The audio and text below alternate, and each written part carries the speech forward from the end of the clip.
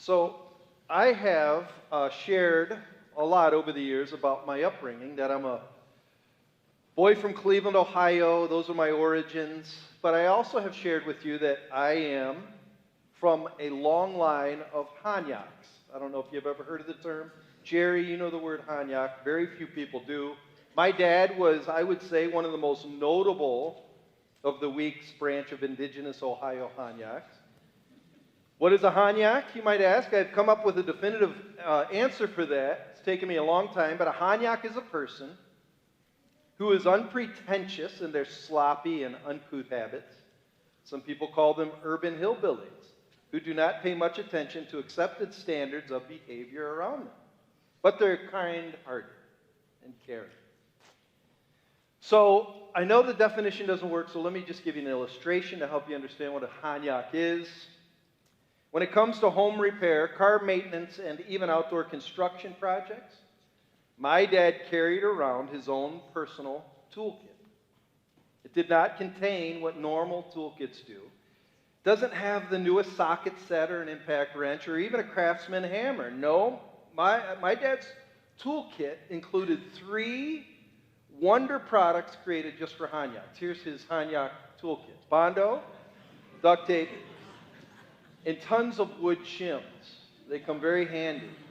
If our car had a dent or rust, we would not spend our hard-earned money at the local auto body shop. My dad would grab a glob of Bondo out of that nuclear-resistant can and just apply it to the side of the car. It hardened like that. Sand it down a little bit. It's just like new. Well, new in the sense of getting new socks and new underwear as a hand-me-down from your older brother, you know. My dad needed to fix a lawn chair. You know, broke on the leg, or secure a piece of metal fence that was hanging down one part of the yard. Repair the sole on my Converse All-Stars. Retach an outdoor light. Stop a leak in the toilet, or stick a hyperactive grandkid to the wall. Duct tape works every time. And if you had squeaky floors, leaning doors, just put as many wood shims in there that you can, and it will take care of it. The Honyak's code is simple. Here it is. The quicker and easier you get a job done, the better. The quicker and the easier you get a job done, the better. And he did that so he could go back out and go to the barbecue and make more brats. You know how that is. Well, the problem is my oldest sister Tam married a man by the name of Jim Lewas. Jim Lewas was an accomplished master carpenter. He was such a good builder that his home reconstruction project appeared in Better Homes and Gardens. He took his little cottage, took the roof off, and expanded it into a 5-bedroom dream house. It was incredible. He was meticulous. He knew how to build things the right way. He used the best materials, and he was a measure thrice, not twice kind of guy before you cut. You know what I mean? One time, Jim was fixing a house for some family friends, and my dad and I came along to help. He figured we knew what we were doing, so he assigned us to a room with a bad door and some other troubling things. I don't remember what it was, but definitely it took real skill in carpentry to fix it. But my dad and I didn't care. We didn't need skill in carpentry. We had his toolkit. So we used shims on the door, we used duct tape all over the place, and we were done in no time. Like no time. Jim, his mouse fell to the floor, and we said, "We're done." He goes, "You guys are done already?" We said, "Yeah, we got that done." He went in and he looked at it. He was not pleased. He was not pleased. He said, "Rip it down, and I will do it tonight. I do not need your help anymore." As we were driving home, he looked at my dad and I goes, "You guys are a bunch of Honyak. Your repairs may work for a short time," he said, and listen close. "Your repairs may work for a short time, but soon everything you did will fall apart and the problem will be worse than when you started. If you're going to do a job, do it right. No cutting corners." With Jim, when he did a job, it was good, really good. And when it came to working with him, no Honyak repairs allowed. In fact, I really never did carpentry with him again. Whenever I went on a job, he gave me a shovel and he said, "Dig some holes." All right. All right. But I want to use this story as an illustration to talk about God's amazing work as compared to man's silly experiments. And I'm not going to talk about building things with wood or metal or drywall or bolts. I'm going to be talking about building things with human beings, specifically marriages and families. And when it comes to marriage and family, he designed something that is really, really good. And so the title of this is God's Great Idea. This is God's idea. And he doesn't like it to be messed with. Tragically, the world is treating God's idea like a Honyak does with projects. They want quick and easy solutions. Do it their own way. Maybe put a little bit of duct tape here. Try something else here. The problem is real marriage takes a lifetime of patience, hard work, suffering. So, chapter 19 at the very beginning, it begins in verses 1 and 2. Jesus is on his way to Judea. He crossed the border, and he's going to Jerusalem, and he's basically set his face like flint to the city of Jerusalem to come and die. He's nearing the end. People are crowding still around him. They want to hear him. They want to see a miracle, maybe touch him. But there's also people who hate him. Hate him. The jealousy and anger of the scribes, Pharisees, and Sadducees are reaching a fever pitch at this point, and they want to ruin his ministry. They want to take him down. So if you notice in verse 3, look how verse 3 reads. It says, "And Pharisees came up to him and tested him." They tested him. They really wanted to destroy him with questions. But I want you to see that the group of people that are asking him this question about divorce are not really caring about divorce. They don't really care about what God thinks about marriage. All they want to do is trap him and make him look bad. That's their idea. That's their intent. And actually, when you talk to people about marriage and divorce, often they just want to know, is there a loophole to get out of this thing? I don't want to hear about the design and stuff. Is there a way to get out? Actually, the way that the world treats Christians is just like this. People who are against the Christian way of life will often use these kind of questions, accusatory, testing questions, not to find answers, but to make a believer look foolish for standing on conviction. Antagonists of the gospel think that by simply asking a hard question, if I can ask you a tough question, I've discredited God and Jesus. In this case, the Pharisees were trying to discredit Jesus. By asking him a question, no matter how he answered it, somebody was going to get mad. You'll see that in a second. They're kind of asking him a question like this. You've probably heard this. If I ask you the question, when did you stop beating your wife? No matter how you answer that question, you're wrong. It's kind of like that. If you say, well, I stopped beating her well, wait a minute. It's meant to trap you. So in this, there was two groups that were either going to be happy with his answer or mad. You have one group called the scribe of Hillel.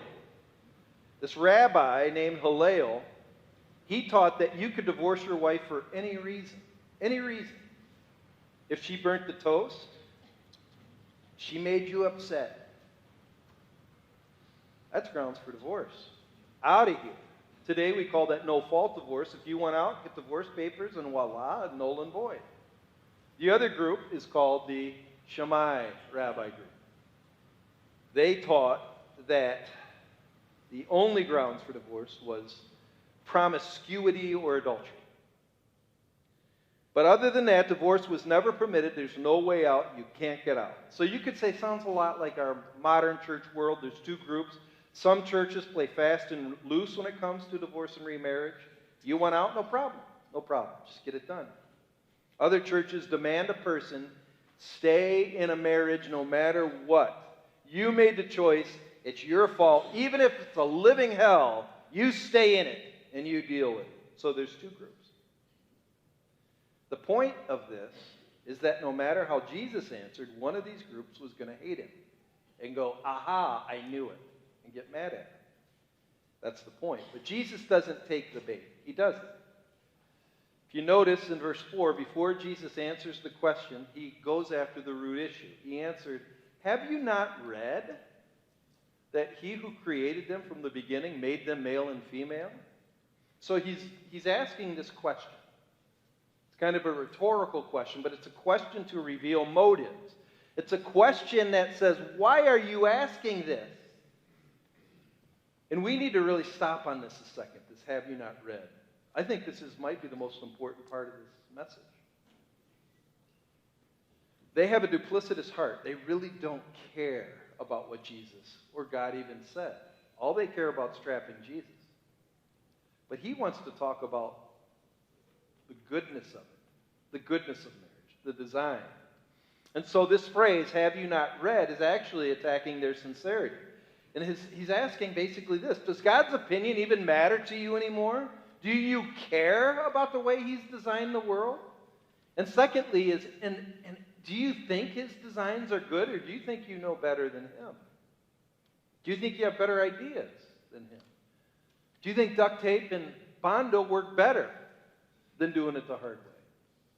To me, this is such a relevant question for our time, because I'm not sure people care about God's opinion anymore, especially with people who claim to be part of the Christian church.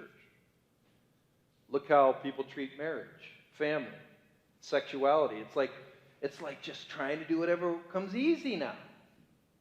Forget treating it with heaviness, gravitas, dignity. We now have couples like Will and Jada Smith who celebrate open marriages. Their kids are polyamorous couples. See, you can do whatever you want. We can play around with having multiple relationships with more than one partner. Why not? Why not? And now even we live in a culture where a gay and lesbian couple seems more moral and wholesome than any heterosexual couple. That's how it's portrayed. Relationships and commitments now are played fast and loose because it's all about personal likes, preferences, embracing differences, celebrating creativity. And by creativity, we now must let everybody determine their own truth as they want, as they determine is true. There's no right way to build a house anymore, in other words. And for that matter, no right way to have a marriage, however you want. Because there's no definite biological boundaries anymore. Our ingenuity and experimentation with hormone therapy, plastic surgery, cosmetics, it's given us a new power to do what we want. No, that's just Bondo and duct tape, that's all. Really. Like my brother-in-law said about a bad construction, it may work for a short time, but soon everything you did will fall apart and the problem will be worse than when you started. And I'm telling you, we're seeing that across the board in our society. Experimentation is going bad. Really bad. Just on a side note, I want you to think about this a second. What does it mean to love someone when it comes to having a conversation with them? How do I love someone in conversation? I think love takes what another person says, takes it very seriously. It listens to them and tries to understand. If I say I love my wife, but I don't really care about what she says, or I ignore what she just told me and do things my own way, you would say I'm a callous jerk of a husband, because I really don't care. Now apply that to those who say they love God, but they could care less about his opinion on marriage and sexuality. Sure, I love God, but that doesn't mean I have to listen to him or do what he says. There's a lot of Christians like that out there that are actually very spiritually callous. So what does Jesus say? What does he say? So he's going to talk about marriage first as God's great. I'm going to say good design is great design. And I'm using great because we interpret good differently, and I'll talk about that in a second. So when it comes to marriage, first thing Jesus does in verse 4 is he appeals to the original creation. Look what he says. Have you not read that he who created them from the beginning. He's referring back to the book of Genesis. He created them and made them male and female. This is God's great idea. This is his idea to make humanity flourish. This idea of marriage. What was the world like before sin cracked and changed it? What was God's original design before man messed it up with their wacky and perverse ideas? It was good. In fact, if you go back to Genesis 1:31, after he made the world, including marriage, he looked at everything he made and he said it was good. And we need to understand this word. Because good, in biblical sense, relates to shalom, the Jewish word shalom. God's good is not like our good. When we say something is good, we usually mean, yeah, it's okay. Yeah, it's all right. It's all right. But when God uses the word good, he's talking about perfection, beauty, blessing, and joy all rolled into one. We call that shalom. So let me explain shalom. First, I'm going to explain shalom for men, and then I'll explain shalom for women to help you understand shalom. Okay, men, shalom, here's what shalom is. Shalom is when you purchase that giant four-wheel off-road vehicle, a Jeep or a large cab truck. You bring it to the Silver Lake sand dunes, and you roll it off the back of your trailer in the parking lot. And then you open up the hood, and everyone with tattoos comes over to look inside the hood. And when you rev the engine, they say, dude! That's shalom. That's shalom. So for women, do you know what shalom is? It's when you have 3 or 4 of your best friends over for a ladies' night out. Your husband's out with the kids, and he takes them to 2 movies. You have gone to Pinterest to find out how to decorate the dining room with mason jars and eucalyptus leaves. The pasta you just cooked comes out steaming and supple. It's perfect. The sauce is not too clumpy or watery, but just right.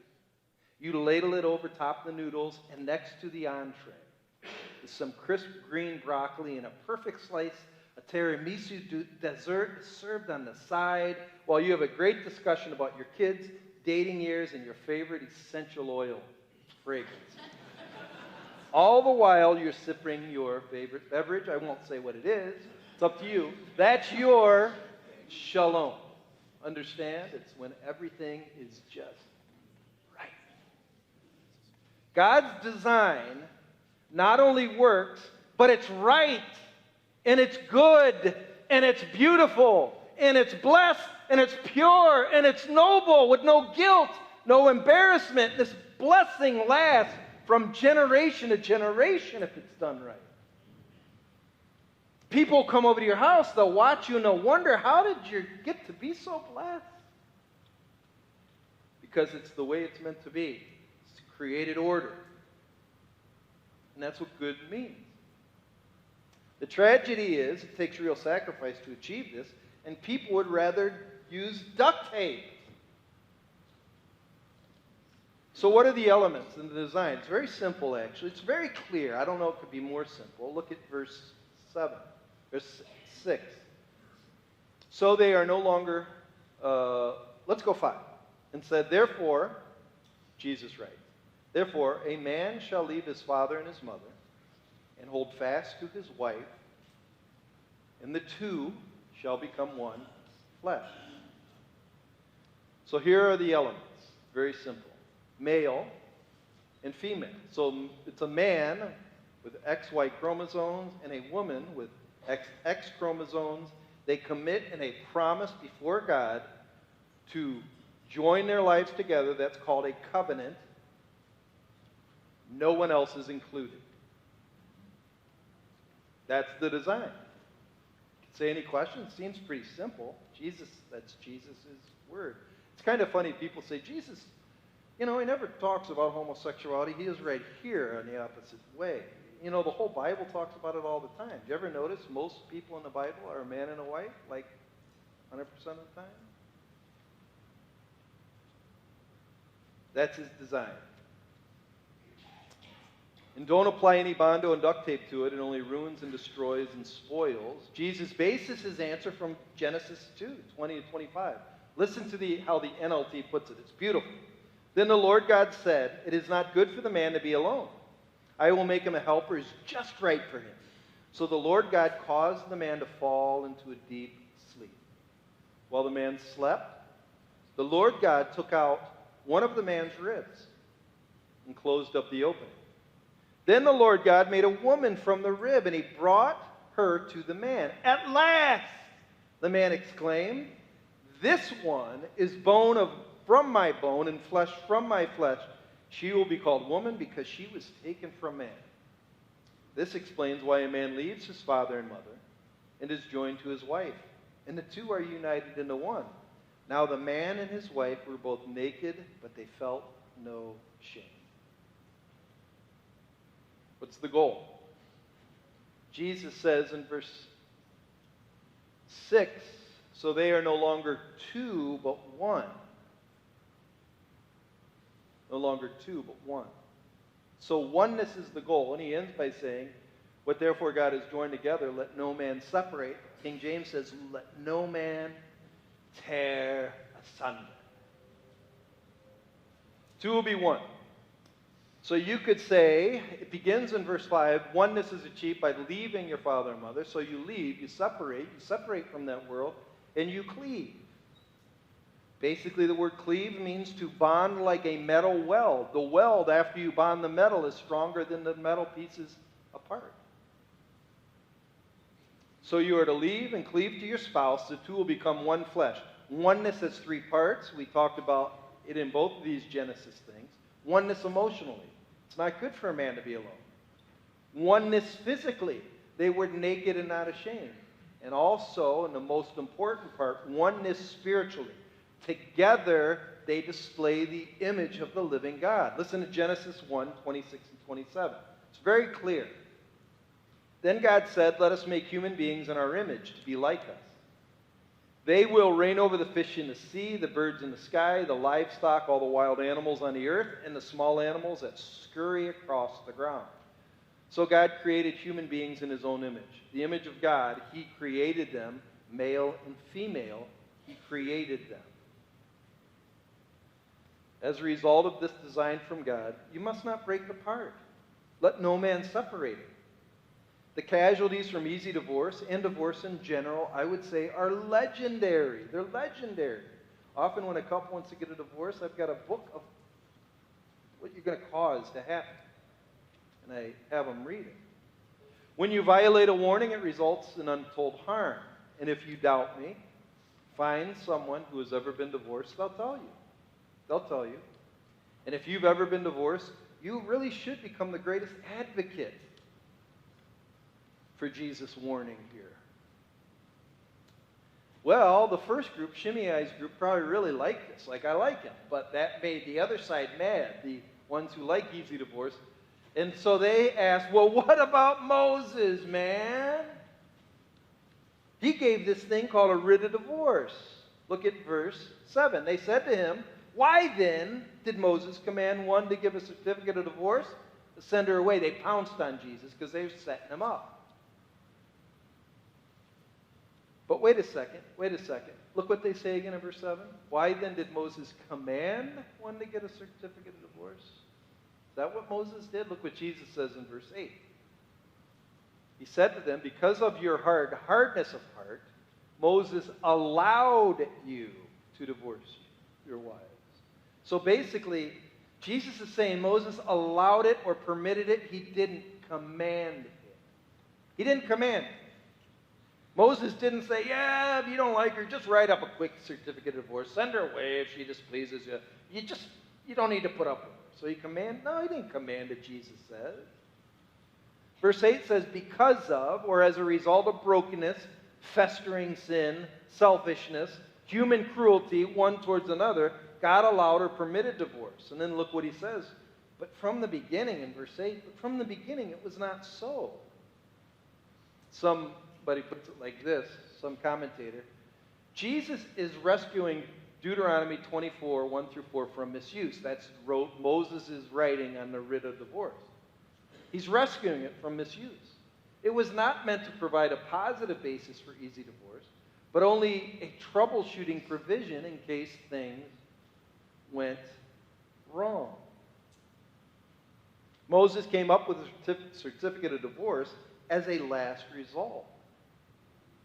Some marriages, because of unrepentant sin, because one spouse is cruel. In fact, did you know just because somebody, what I've learned over the years, especially dealing with a lot of really difficult marriages, just because somebody says they're Christian, it doesn't mean they are one. Some people are so cruel that they turn their marriage into a quiet killing field and a soul-destroying relationship. I've seen people, both men and women, shrivel up because they're part of a toxic, destructive marriage. Jesus actually gives a reason for why Moses allowed divorce in verse 9. I say to you, whoever divorces his wife, except for sexual immoralities, the Greek word porneia, or really unfaithful wickedness, and marries another commits adultery. A partner who is determined not to be faithful, Jesus says, we say it like this, who has a cheating heart, can't stop the game of pursuing someone else. Moses says, I have a way of getting out of being constantly hurt, destroyed, embarrassed, and being taken advantage of. It's called a writ of divorce. Some other sinful results have come from unfaithfulness. Some pastors will say abandonment is unfaithfulness, and so is abuse, physical and some forms of mental abuse. But I'm not here to talk about loopholes right now, but those are some of the 3 A's to bond-breaking behavior. So in other words, Jesus is saying that our job is not to look for loopholes, how to get out of marriage. Jesus is wanting the institution of marriage to be brought back up to the original luster it was first intended to be. Something beautiful. Something good. Divorce is a horrible catastrophe, and it is not meant to be an easy option when things get hard. You can look at it like this. When people find, let's say, first settlers come into a land and they want to find a community or city, do you think it was the intent of those people who first founded the city to build jails and prisons? Do you think like they started a city and said, now we can build jails and prisons? Yes. No, it's only as a last resort. It's only as a solution to a massive problem. People in community don't just say, oh, I can either be a good citizen or I can live in jail for the rest of my life. Great deal. You don't say that. Jail's a last option. So's divorce.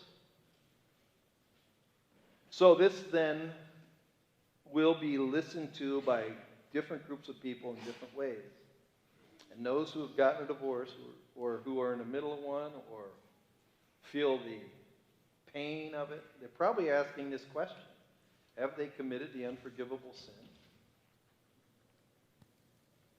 So tell me, Pastor, can I legally get a divorce and everything will be all right? Or am I condemned forever in the eyes of God? There are usually 2 ways to address the person who has had a divorce or is contemplating divorce. You have the Haleo group of supporters. The Haleo group of supporters are those friends and even some people who want to give you the easy way out. They see your pain and they say, hey, just cut, run, get out of there, ask for forgiveness later, no big deal. You deserve to be happy, so be happy. Then you have the Shammai group. This group loves to wield this power of shame and blame. I'd never do that. Excluding and heaping guilt and conviction on the sinning parties. And they have a subtle way of saying, I guess you can come to church, but we're the true Christians, those who stay married. So why don't you just go sit in the back row with sackcloth and ashes? That's the Shammai group. As a pastor, though, I have one job. My job is not to legitimize a divorce, nor is it to keep someone in suspended animation locked in a prison. It is to tell you the truth of God's wonderful design for marriage. And then, when things turn south, point you to Jesus when things come crumbling in because of sin. So for those of you who have been divorced, have you honestly gone to Jesus and talked to him? Have you sought forgiveness from him? And from those you've hurt, have you repented? And to see how Jesus handles divorce, and to see how Jesus handles just brokenness, because sin be destroyed, to see how he handles the stain of a broken relationship and all that accompanies it, I suggest you read an incredible story about a woman at a well in John chapter 4. It's incredible. He meets this lady, Samaritan woman at a well. And this lady had 5 husbands and was living with one at the time she met Jesus. He knew it. You know what he did? He offered her living water of the Holy Spirit through faith. She admitted her sin. And then she went and told the whole village how she found the Messiah. And many came to Christ because she was overwhelmed by grace. So if you're divorced, here's my advice. Get right with Jesus. And then go change the world. His grace is incredible. Tell people about it. So one last thing. Often the discussion ends here.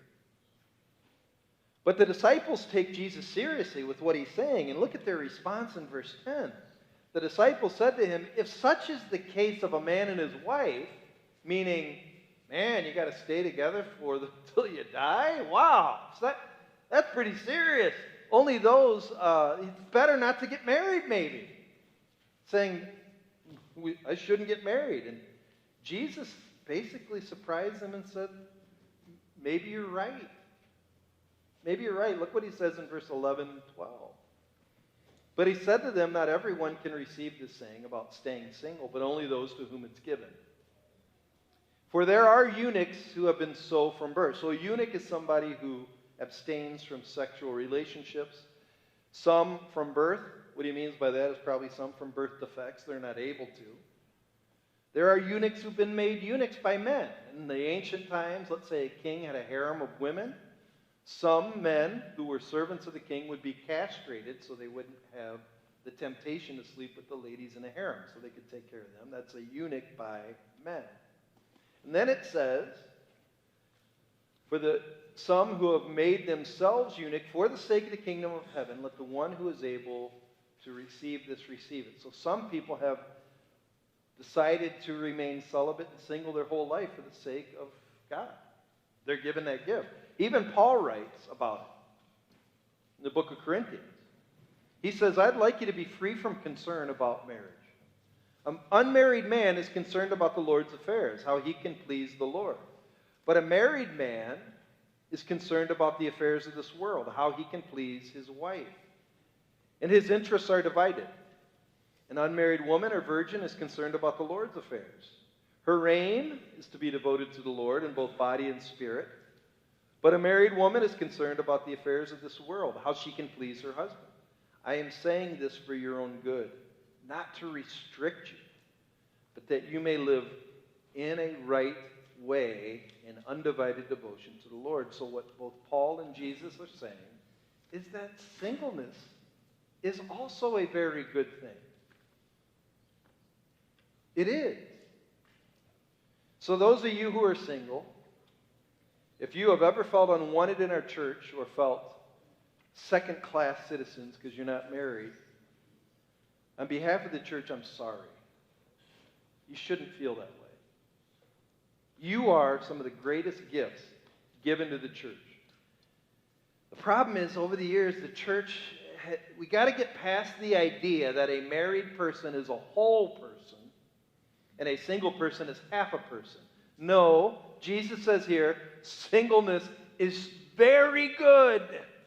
It's good. In fact, it's a gift. And if you've been given that gift, don't be ashamed, but serve God in gladness. And in some sense, if you're single, you really, I'm telling you, you got it good. So we need, as a church, to encourage singles by pointing them to what Jesus says. You're good. It's good. So in conclusion, marriage, according to Jesus, is simple in design. It's very simple. Man and a woman covenanting together for life. But it's sacred in practice. God calls a man and a woman to make this covenant until death. It takes sacrifice, selflessness, and forgiveness. But it brings untold blessings. This is God's great idea. It is right. And it's good. Or you could say it like this. In other words, when it comes to marriage, stop trying to use Bondo and duct tape. It does not hold. It doesn't hold. I just want to say something on the sidelines, because Tuesday we're going to have a lot more time to talk about this, but it's going to be the memorial service of our great friend Mark Lindsay. And I was thinking about him and his wife, Dusty, talking about marriage, and I'll tell you what. I have never seen a woman love their husband like Dusty's loved Mark. Never. I've never seen the benefits of marriage in a way that Mark has from a woman who's been faithful and has stepped with him through the valleys every single day. Marriage is a gift. If you do it right, there's nothing better.